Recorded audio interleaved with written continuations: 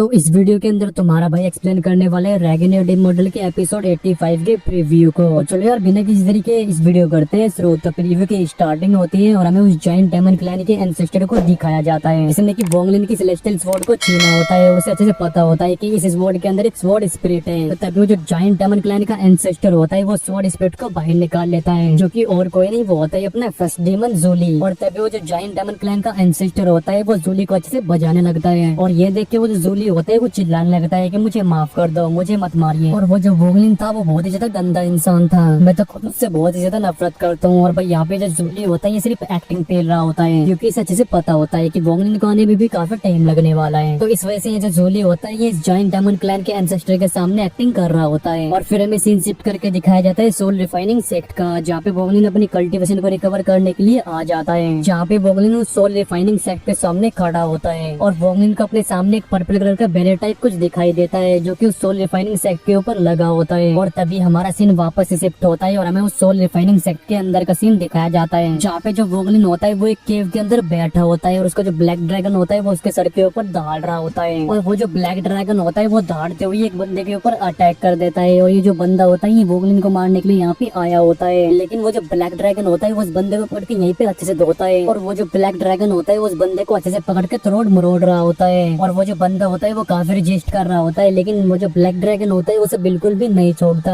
और लास्ट में पकड़ के वो जो ब्लैक ड्रैगन होता है उस बंदे को वहीं पे लुढ़का देता है। और वो जो बंदा होता है वो बस यही कहता रह जाता है कि मुझे जाने दो, मुझे जाने दो, लेकिन वोंगलिन उसे नहीं छोड़ता। और तभी एक और बंदा उस केव के अंदर आता है, जिसके ऊपर जो वोंगलिन होता है वो अपनी स्वॉर्ड फेंक के मारता है, जिसे देख के वो बंदा शॉक्ड हो जाता है। और वो जो वोंगलिन की स्वॉर्ड होती है वो उस बंदे की कनपट्टी के पास से गुजरती है तो वो बच जाता है। लेकिन तभी जो वोंगलिन होता है वो उस बंदे के ऊपर एक सील लगा देता है। और फिर हमें एक फॉर्मेशन को दिखाया जाता है जो कि ब्लू चेन से बनी होती है। और वो जो ब्लू चेन्स होती है वो वहाँ पे चारों तरफ फैलने लगती है। और तभी में वापस उस बंदे को दिखाया जाता है जो कि वहाँ पे एक पपेट की तरह खड़ा होता है। और जो वोंगलिन होता है वो उस केव से बाहर चला जाता है। और फिर जो वोंगलिन होता है वो एक अलग ही केव में आ जाता है, जहाँ पे की स्पिरिचुअल एनर्जी बहुत ही ज्यादा होती है। और इस टाइम पे जो वोंगलिन होता है वो एक फॉर्मेशन के ऊपर बैठा होता है और उसकी आंखों से ब्लड ही ब्लड आ रहा होता है। और चारों तरफ से स्पिरिचुअल एनर्जी उस फॉर्मेशन के अंदर इकट्ठा हो रही होती है। और इस वाली केव के अंदर जो स्पिरिचुअल एनर्जी होती है वो बहुत ही ज्यादा होती है। और जो वोंगलिन होता है वो उस स्पिरिचुअल एनर्जी को एब्सॉर्ब कर रहा होता है और धीरे धीरे करके अपनी कल्टीवेशन को रिकवर कर रहा होता है। और खतरनाक तरीके से वहां से चारों तरफ से स्पिरिचुअल एनर्जी को खींच रहा होता है, जिस वजह से वोंगलिन की बॉडी में भी क्रैक्स आने लगते हैं। लेकिन जब वोंगलिन होता है वो लगातार कल्टीवेट करता रहता है और सारी स्पिरिचुअल एनर्जी को एब्सॉर्ब करता रहता है, जिस वजह से वोंगलिन की आंखों के साथ साथ मुंह से भी ब्लड बाहर आने लगता है। और इसी के साथ रैगिनेडी मॉडल के एपिसोड 85 का प्रीव्यू यहीं पे खत्म होता है। तो चलो यार इस प्रीव्यू वाली वीडियो करते हैं यहीं पे एंड, और मैं मिलता हूँ आपसे नेक्स्ट वीडियो में। Till then take care and bye bye and love you all guys. बोलो हर हर महादेव।